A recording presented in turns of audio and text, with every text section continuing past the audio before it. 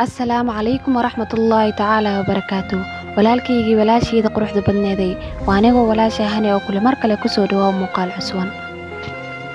qisadeena maanta waxay noogu bilaabanaysaa nin maskiin ah oo guri la'aan ah oo tuugsanayo haddana aan lahayn dad daryeela. maalin maalmaha ka mid ah asagoo fadhiyo meesha jidka oo tuugsanayo ayaa waxaa soo agmaray gaari weyn oo xamuul ah. gaarigina siiga ayuu ku dilay. maskiinka wuxuu leeyahay guri wuxuuna dhalay ilmo balse waxaa guriga ka soo saaray ilmihiisa aan lahayn beerjilaac. jidka ayuu fadhiyaa wuu tuugsanayaa. dadka qaar way caynayaan, dadka qaarna wax bay siinayaan lacag iyo cunto wixii ahaataba. waa ka maskiinka sida aragtiis ku xooqayo.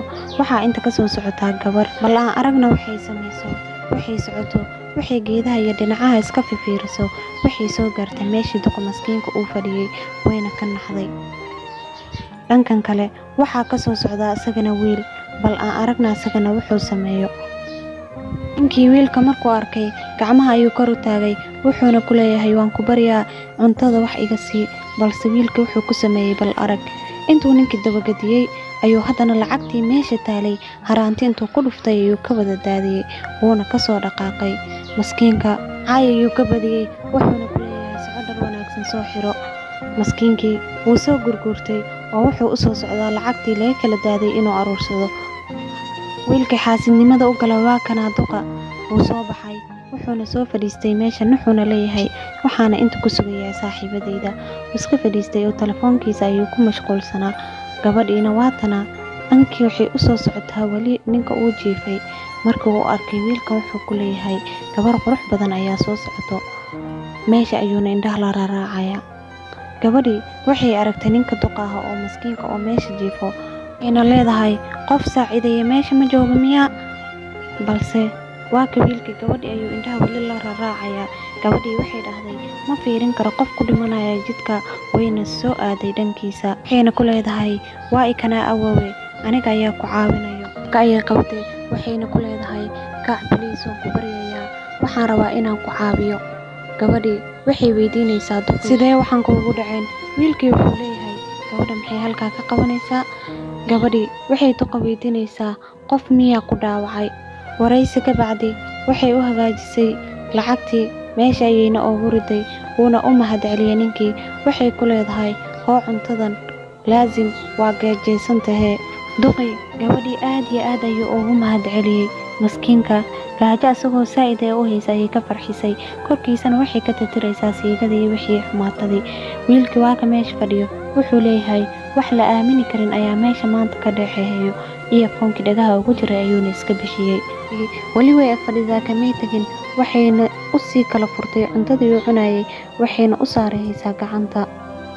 balse wax yar ka bacdi gabadhii way oysay waxayna ku dhahday waxaa isku egtiin aabbahay oo 3 sano ka hor dhintay wuxuuna u dhintay wadna garaac. waxayna ku dhahday wuxuu ahaa qof la jeclaa waan u xiisnay aad iyo aad ayaan ugu xiisnay waan jeclahay aabbahay saa'id weliba xad dhaaf ah. sheekadii ka bacdi waxaa meesha soo mareen 2 nin waxayna arkeen ninkii oo meesha fadhiyo wayna ka naxeen waxayna siiyeen lacag sadaqa ah. markii ay siiyeen ka bacdi waxay ku dhaheen waxaan kuu rajaynaynaa guri wacan awoowe ilaahayna ha ku barakeeyo ayay ku dhaheen wayna ka soo tageen.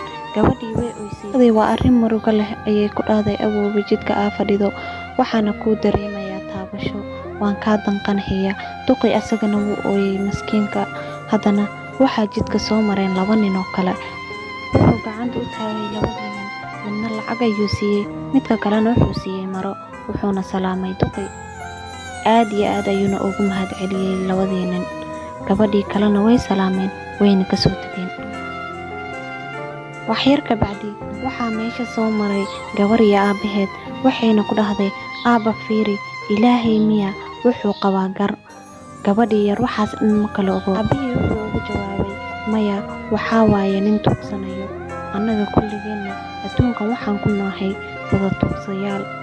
wuxuuna ku dhahay allah wuxuuna barayaa inaan masaakiinta wax siino annagana hadda ayaan samaynaynaa. wuxuuna u soo bixiyey lacag wuxuuna ku leeyahay waxaa u dhiibaysaa awoowe soo ma aha. gabadhii lacagtii ayay qaaday waxayna u dhigtay dhulka balse duqa gacanta ayuu u taagay waxaana lagu dhahay gacanta u saar. wuxuuna gabadhii yaraa ayuu u mahadceliyey ninkii duqa ahaa. ninkii lacag kale ayuu ugu daray maskiinkii, wuxuuna dhahay waxaan ku siinayaa jaakeetka xitaa aan qabay. aad iyo aad ayuu u faraxsan yahay. Wuxuu leeyahay waxaan caawimaad badan ka helay dadka, waxaana ugu mahadcelinayaa dhankaaga ayuu ku dhahay gabadhii. wiilkii hadayda alaabta ka tuuraya waa ka duqa oynaya, wuxuuna leeyahay iga raali noqo awoowe, annaga dhammaanteen waxaan ku nahay dunida dad wada tuqsayaal ah. gabadhii yareed iyo aabaheedna way kasoo degeen ninkii duqa maskiinka ah. waa ka wiilkii hinta iska tirtirayo. gabadhii waxay ku dhahday awoowe khayr badan ayaan kuu rajeynayaa, cuntadana si fiican u cun, mar kale ayaan kulmi doonaa. gabadhiina way ka tagtay markii.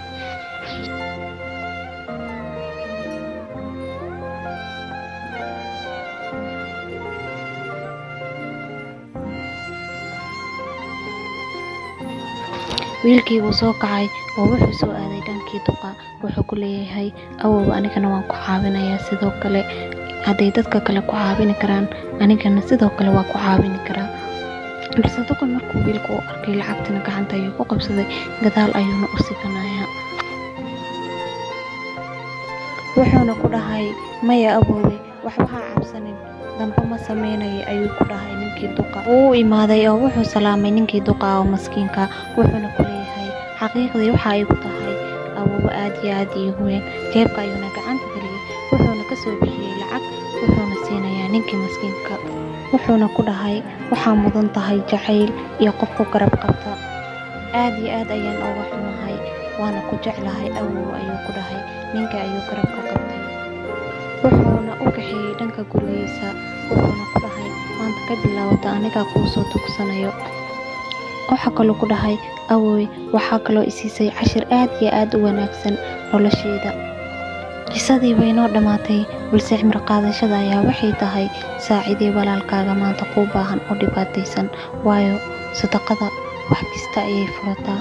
nabigeena sallallahu calayhi wasallam hore ayuu noogu sheegay sadaqayso wax yar, hataa haddaa haysato ha kala xishoonin.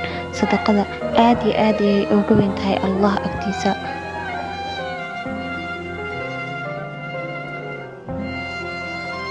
waa ku mahadsan tahay sida quruxda badan aa u dhageysata qisada. waxaana qisada inala socodsiinaysay anigoo walaashin hani ah. kanaalka anaga daawanaysaana waa Queen Hani Official. fadlan haddaa noo cusub tahay subscribe noo saar, gambaleelkana furo si aa u hesho muuqaal kastoo aan soo dhigno. waxaana leeyahay muuqaalkiisa xiga intaan ku kulmi doono. assalaamu calaykum waraxmatullaahi tacaala wabarakaatuh.